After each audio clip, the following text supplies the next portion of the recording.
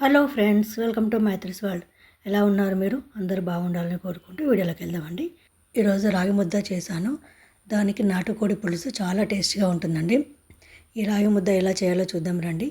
దానికోసం మనం ముందుగా బియ్యాన్ని, ఒక పావు కప్పు బియ్యాన్ని కడిగి బాగా ఉడికించుకోవాలి.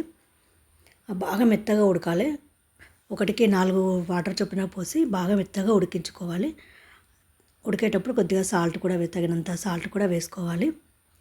బాగా మెత్తగా ఉడికిన తర్వాత మనం 1 కప్పు రాగి పిండిని ఒకసారి ఇట్లా వేసేసి కలపకుండా మూత పెట్టాలి. మూత పెట్టి ఒక 2 నిమిషాలు అలాగే వదిలేయాలి సిమ్లో పెట్టి.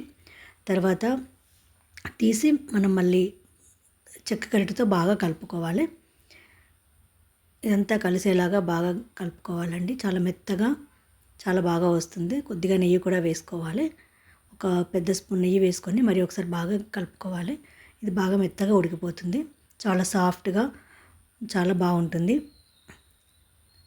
ఇలా రెడీ అయిన తర్వాత మనం దీన్ని కొద్దిగా చల్లారిన తర్వాత ఒక గిన్నెలోకి తీసుకొని మనం ముద్దను తయారు చేసుకోవాలండి.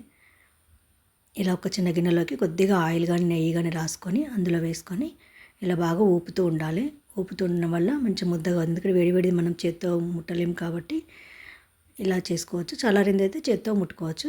ఇలా వేడిగా ఉన్నప్పుడు ఇలా గిన్నెతో అనుకుంటే చాలా సాఫ్ట్గా చాలా బాగా వస్తుంది. చాలా గుండ్రగా బాల్ లాగా వస్తుంది.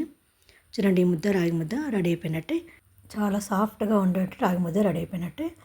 దీన్ని చిన్నపిల్లలు కూడా చాలా ఈజీగా తినవచ్చు. అంత సాఫ్ట్గా ఉంటుంది. చాలా బాగుంటుంది.